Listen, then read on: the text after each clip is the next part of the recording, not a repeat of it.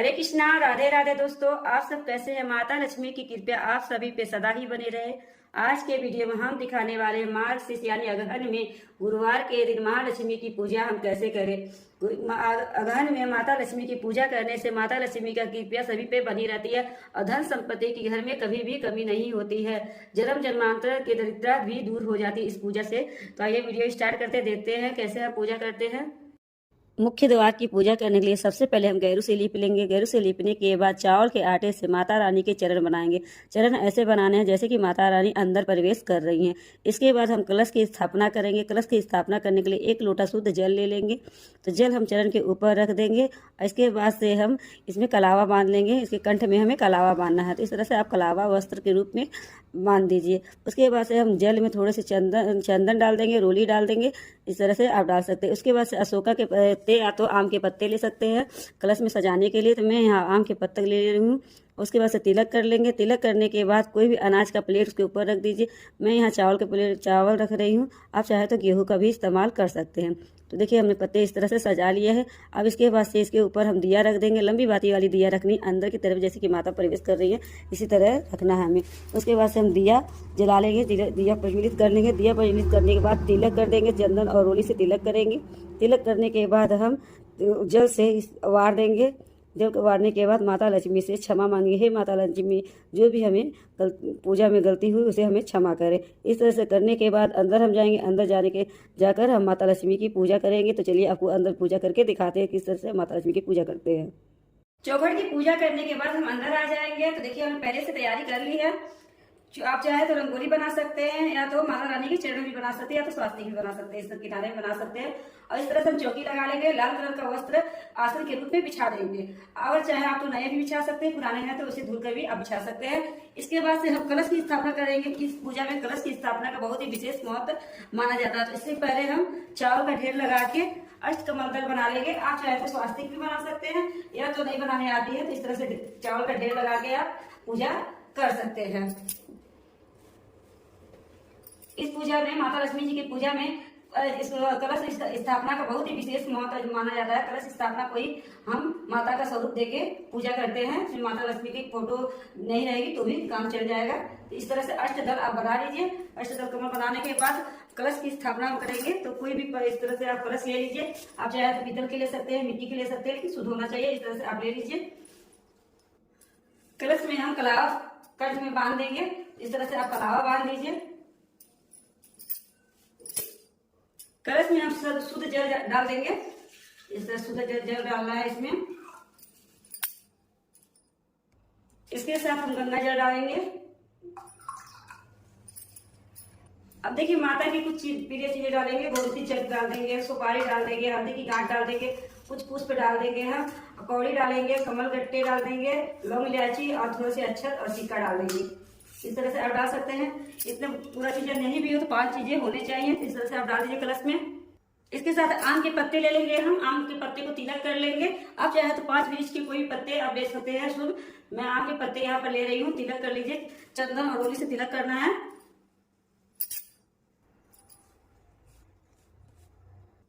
तिलक हमने कर लिया है। अब हम इस कलश में सजा देंगे।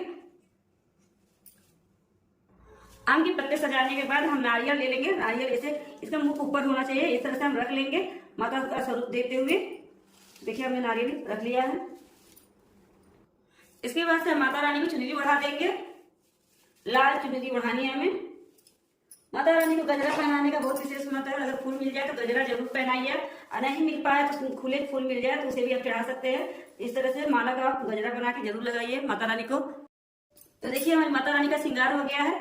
हम अब इसके बाद से विष्णु भगवान को विराजमान करेंगे, क्योंकि माता रानी हमारी थोड़ी चंचला है कि विष्णु भगवान के बिना विराजमान नहीं होती है। तो इसलिए विष्णु भगवान को हम विराजमान करेंगे। फूलों का आसन देते हुए विष्णु भगवान को हम विराजमान करेंगे। इन्हीं के साथ ही हम गणेश भगवान को भी विराजमान करेंगे, क्योंकि सभी पूजा से पहले हम गणेश भगवान की पूजा करते हैं। तो गणेश भगवान को विराजमान करेंगे। अगर गणेश भगवान की इस तरह से मूर्ति है तो आप विराजमान कर दीजिए, तो सुपारी के रूप में भी विराजमान कर सकते हैं। इसके साथ ही सबसे पहले हम दीपक प्रज्वलित कर देंगे पूजा फूलों को आसन देते हुए, क्योंकि दीपक हमारी पूजा का साक्षी होता है। तो इसलिए सबसे पहले हम दीपक प्रज्वलित कर लेंगे। दीपक हमने प्रज्वलित कर लिया है। तो दीपक हमारा प्रज्वलित हो गया है। और सभी को स्नान करा देंगे हम भाव रूप से। जल के छींटे देते हुए सभी को हम कलावा समर्पित करेंगे। माता रानी को कलावा समर्पित करेंगे, गणेश भगवान को भी कलावा समर्पित करेंगे। हम विष्णु भगवान को भी हम कलावा समर्पित करेंगे।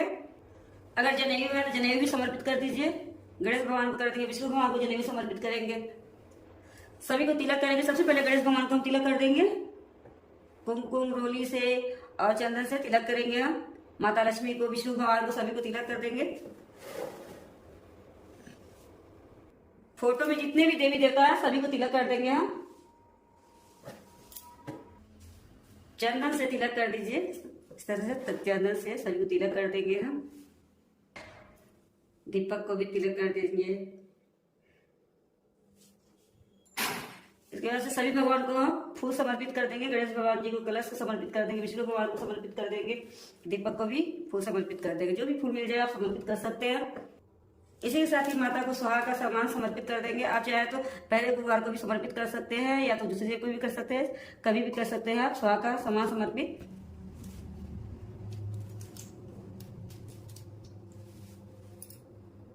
इसी के साथ अब हम भोग समर्पित कर देंगे। यहाँ मैं दूध समर्पित कर रही हूँ। आप चाहे तो दूध से बनी हुई किसी भी चीज का भोग लगा सकते हैं। मिश्री का भोग भी लगा सकते हैं या तो किसी भी मिष्ठान का भोग लगा सकते हैं या तो आप फल भी भोग में लगा सकते हैं।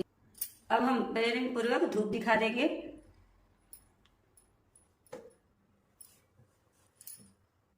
इसी के साथ एक लोटा जल रख देंगे हम। अब हम कपूर से आरती कर देंगे बहुत ही प्रेम पूर्वक। आप चाहे तो दिए से भी कर सकते हैं या वैसे कपूर जला के भी आप आरती कर सकते हैं। तो इस तरह से हमारी पूजा संपन्न हुई। माता रानी जो भी हमारी पूजा में गलती हुई उसे क्षमा करे और हमारी पूजा को स्वीकार करे। तो दोस्तों इस तरह से आप पूजा कर सकते हैं घर पे। अब पूजा करने के बाद इस सारे सामान का आपको क्या करना है, तो देखिए प्रसाद जो हमने भोग प्रसाद चढ़ाया है उसे आप खुद ग्रहण करिए, जितने भी परिवार है उसमें बांट दीजिए। इसके साथ आप क्या करेंगे, फूल जितने हम चढ़ाए हैं उसे गमले में डाल दीजिए, विसर्जन कर दीजिए, गमले में डाल दीजिए किसी भी। और जल है वो सूर्य भगवान को अर्घ दे दीजिए। इसके साथ हम जो चावल चढ़ाए हैं उसे आप चिड़ियों को डाल दीजिए। और कलश का पानी है किसी भी गमले में आप डाल सकते हैं। सुबह आपको हटाना है शुक्रवार के दिन, और फिर दूसरे गुरुवार के दिन भी इसी कलश का आपको इस्तेमाल करना होगा। इसी कलश में हम पूजा कर सकते हैं। इसी नारियल से भी पूजा कर सकते हैं, चुनरी भी इस्तेमाल कर सकते हैं, लेकिन फूल आपको ताजा लाना पड़ेगा। सुहाग का सामान आपको खुद इस्तेमाल करना है या तो घर में किसी को भी बांट देना है, बाहर किसी को दान में नहीं देना है। माता लक्ष्मी के पास जो भी सुहाग का सामान चाहते हैं हम खुद इस्तेमाल करते हैं प्रसाद के रूप में। छोटा सा वीडियो आपको कैसा लगा, अच्छा लगा तो प्लीज लाइक कमेंट शेयर कर दीजिएगा। पहली बार देख रहे तो सब्सक्राइब कर दीजिएगा। राधे राधे, हरे कृष्ण दोस्तों।